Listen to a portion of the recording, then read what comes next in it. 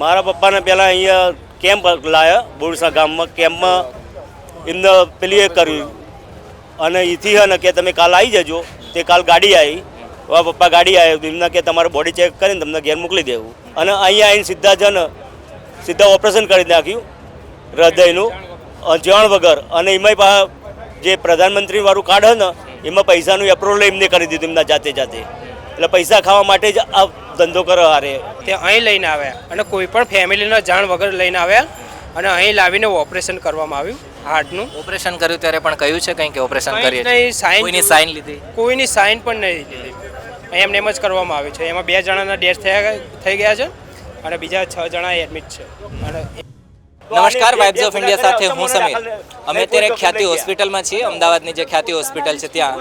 અને ત્યાં 2 લોકોના નિધન થઈ ગયા છે. ફ્રી મેડિકલ કેમ્પના નામે એમને અહીંયા લઈ આવવામાં આવ્યા હતા. થોડા દિવસોની અંદર એમનું એપ્રુવલ આવી ગયું અને એપ્રુવલ આવ્યા બાદ અહીંયા સ્ટેન્ડ મૂકવામાં આવ્યા 7 લોકોને. અને અત્યારે એ ગંભીર રીતના આઈસીયુમાં પણ હતા અને પછી એને બીજી જગ્યાએ રિફર પણ કરી દેવામાં આવ્યા છે. કોઈ પણ હોસ્પિટલનો સ્ટાફ અત્યારે અહીંયા નથી, ડૉક્ટર પણ નથી. પણ આ પહેલી વાર નથી થયું, આની પહેલાં પણ થયેલું છે. જે વ્યક્તિ સાથે અત્યારે અહીંયા થયેલું છે એમના પિતા સાથે જે કંઈ પણ અત્યારે થયું છે, એમનું નિધન થઈ ગયું છે. એમને પૂછ્યા વગર જે કંઈ પણ સારવાર વગેરે કરવામાં આવી હતી. એમના દીકરા જ છે, એમના દીકરા સાથે જ આપણે વાતચીત કરીએ. કાકા, કઈ રીતના આખું બધું થયું હતું અને શું થયું હતું? મારા પપ્પાને પહેલાં અહીંયા કેમ્પ લાવ્યા બોરસા ગામમાં. કેમ્પમાં એમને પેલી એ કર્યું અને એથી હે ને કે તમે કાલ આવી જજો.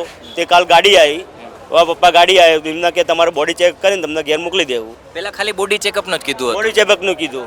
અને અહીંયા આવીને સીધા ઓપરેશન કરી નાખ્યું હૃદયનું જાણ વગર. અને એમાંય પાછા જે પ્રધાનમંત્રીવાળું કાર્ડ હે ને એમાં પૈસાનું એપ્રુવલ એમને કરી દીધું એમના જાતે. એટલે પૈસા ખાવા માટે જ આ ધંધો કરો હારે. અને તમને ક્યારે ખબર પડી આ બધું થઈ ગયું ત્યારે? મારા પપ્પા ઓફ થઈ ગયા પછી જ અમને ખબર પડી. પછી એમને ફોન કર્યો કે તમે નાગરભાઈના સગા જલ્દી આવો ને કે તમારા પપ્પા સિરિયસ છે. અને આ તમને ફોન વગેરે ક્યારે આવ્યો તો? કોને ફોન આવ્યો તો? લગભગ 9:30-10 વાગે આવ્યો હતો રાત્રે. ગઈકાલે સવારના લાવ્યા હતા, 9:30-10 વાગે રાત્રે આવ્યો. બરાબર. અને પછી અત્યારે પરિસ્થિતિ શું છે? અત્યારે પરિસ્થિતિ કોઈ સજ નહીં, અહીંયા હાજર જ નહીં ને, એક્સપાયર થઈ ગયા.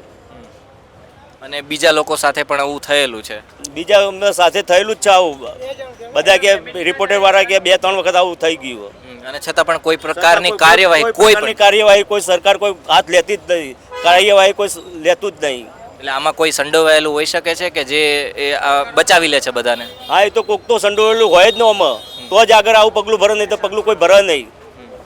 તમારા પપ્પાનું નામ શું છે? સેનમાં નાગરભાઈ મોતીભાઈ. બીજા પણ એક વ્યક્તિ અત્યારે હતા મારી બાજુમાં, એમની સાથે પણ વાતચીત કરીએ.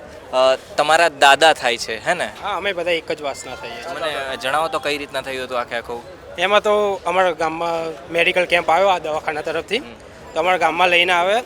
પછી એમને કે ચેકઅપ કરવા માટે અમારા હોસ્પિટલમાં વિઝિટ કરો, ફ્રી બોડીનું ચેકઅપ. તે અહીં લઈને આવ્યા અને કોઈ પણ ફેમિલીના જાણ વગર લઈને આવ્યા અને અહીં લાવીને ઓપરેશન કરવામાં આવ્યું હાર્ટનું. ઓપરેશન કર્યું ત્યારે પણ કહ્યું છે કંઈ કે ઓપરેશન કરીએ? કોઈની સાઇન લીધી? કોઈની સાઇન પણ નહીં લીધી. એમને એમ જ કરવામાં આવ્યું છે. એમાં 2 જણાના ડેથ થઈ ગયા છે અને બીજા 6 જણા એડમિટ છે. અને એમ કુલ અમારે 20 જણા અમારા ગામના છે અહીં, એવું છે. અને અહીં એવું જણાય છે કે અંદર 5 થી 6 વાર દવાખાનામાં આવું બન્યું પણ કંઈ સરકાર દ્વારા એક્શન લેવામાં આવ્યું નથી, એવી વાત મળી છે. બરાબર. ને અત્યારે ડેડ બોડીનું પોસ્ટમોર્ટમ વગેરે થઈ રહ્યું છે કે શું છે? કંઈ જ નહીં થઈ રહ્યું, કારણ કે જ્યાં સુધી ડૉક્ટર હાજર નહીં થાય અમને જવાબ નહીં મળે એ સિવાય અમે કંઈ આગળ પગલાં નહીં કરીએ. કારણ કે અમારો જવાબ તો જોઈએ ને સર. બિલકુલ. તો આ પરિવારજનો કે જેમણે પોતાની વાત રાખી કે આવી રીતના આ પહેલી વાર નથી, આની પહેલાં પણ 2023માં પણ થયેલું છે, 2022માં પણ થયેલું છે અને આ જ જે ખ્યાતિ હોસ્પિટલ છે ત્યાં જ થયેલું છે. જૂના કેસ પણ આપણી સાથે છે ને વધુ એક કેસ આવ્યો. આની પહેલાં જ્યારે જે કંઈ પણ આ બધી ઘટનાઓ થઈ હતી ત્યારે કોઈ પણ પ્રકારના પગલાં નથી લેવામાં આવ્યા અને એના કારણે ફરીવાર અત્યારે 2024માં પણ એવું થયું. એટલે આની પાછળ હવે કોણ છે એ જોવાનું રહેશે, કારણ કે અત્યારે આ જે મુદ્દો છે એ બહુ ગંભીર થઈ ગયો છે. આરોગ્ય મંત્રી સહિતના જે નેતાઓ છે એમણે આ મામલે પ્રતિક્રિયા આપી છે અને કોઈ એક વ્યક્તિનો પણ જીવ જાય એ બહુ ગંભીર કહેવાય. અત્યારે 2 લોકો ગુજરી ગયા છે.